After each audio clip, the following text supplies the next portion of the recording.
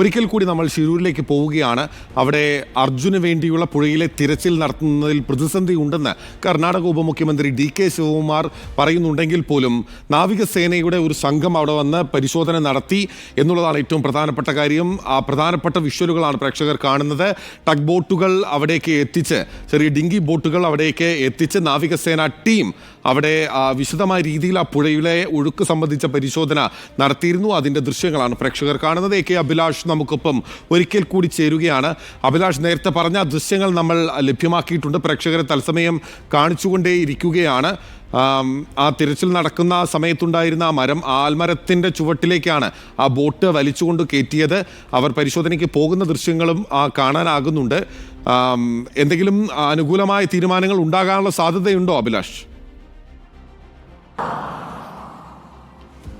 ഈ പുഴയിലിറങ്ങിയുള്ള പരിശോധന എന്ന് നടക്കുമെന്നുള്ള കാര്യത്തിൽ വ്യക്തതയില്ലെങ്കിൽ പോലും ഒരു ഇടവേളയ്ക്ക് ശേഷം വീണ്ടും ഗംഗാവാലി പുഴയിൽ പരിശോധന നടക്കുന്നു എന്നുള്ളത് ആശ്വാസകരമായ ഒരു കാര്യമാണ്. പ്രത്യേകിച്ച് കഴിഞ്ഞ ദിവസങ്ങളിലൊക്കെ ഈ തെരച്ചിൽ പുനരാരംഭിക്കാൻ കഴിയുമോ എന്നുള്ള ആശങ്കയൊക്കെ നിൽക്കുമ്പോഴാണ് ഇപ്പോൾ നാവിക സംഘം അവിടെ എത്തുകയും അവിടെ വ്യാപകമായി പരിശോധന നടത്തുകയും ഏതാണ്ട് 3 സ്ഥലങ്ങളിൽ സ്പോട്ട് ചെയ്തു എന്നുള്ള വിവരം കൂടി വരുന്നുണ്ട്. അതോടൊപ്പം തന്നെ നാളെയും പരിശോധന തുടരുമെന്നുള്ള വിവരമാണ് അവരുടെ ഭാഗത്തുനിന്ന് വരുന്നത്. അതേസമയത്ത് പുഴയിലിറങ്ങി പരിശോധന എപ്പോൾ സാധ്യമാകും എന്നുള്ള കാര്യത്തിൽ ഇപ്പോഴും വ്യക്തമായ ഒരു ഉത്തരം നമുക്ക് ലഭ്യമായിട്ടില്ല. അതേസമയം അവരിൽ നിന്ന് അനൗദ്യോഗികമായി ലഭിക്കുന്ന വിവരപ്രകാരം പുഴയിലെ ഒഴുക്ക് ഗണ്യമായി കുറഞ്ഞിട്ടുണ്ട് എന്നുള്ള വിവരം തന്നെയാണ് അവർ പങ്കുവെക്കുന്നത്.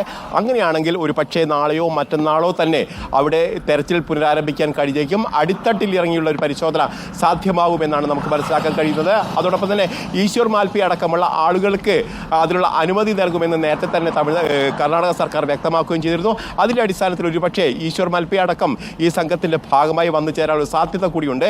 അതോടൊപ്പം തന്നെ ഏറ്റവും പ്രധാനപ്പെട്ട കാര്യം എന്നുള്ളത് ഈ ഹൈക്കോടതിയിലെ ഒരു കേസുമായി ബന്ധപ്പെട്ടാണ്. ഹൈക്കോടതി ഇന്ന് ആ കേസ് പരിഗണിക്കാൻ നിശ്ചയിച്ചതായിരുന്നു. പക്ഷേ ഈ കേസ് ഇന്ന് പരിഗണിക്കാതെ മാറ്റിവെച്ചു എന്നുള്ള വിവരമാണ് ഇപ്പോൾ നമുക്ക് മനസ്സിലാക്കാൻ കഴിയുന്നത്.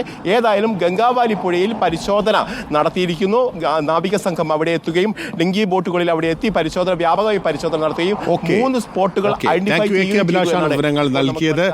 നേരത്തെ നാവികസേനയുടെ പ്രത്യേക സംഘം തിരച്ചിൽ നടത്തുന്നതിൻ്റെ ദൃശ്യങ്ങളാണ് പ്രേക്ഷകർ കണ്ടത്. പോസിറ്റീവായിട്ടുള്ള ദൃശ്യമാണ്. ഒരുപക്ഷെ തിരച്ചിൽ പുനരാരംഭിക്കാനുള്ള നടപടി ഉടൻ ഉണ്ടാകും എന്ന് തന്നെ നമുക്ക് പ്രതീക്ഷിക്കാം. AK അഭിലാഷാണ് വിവരങ്ങൾ നൽകിയത്.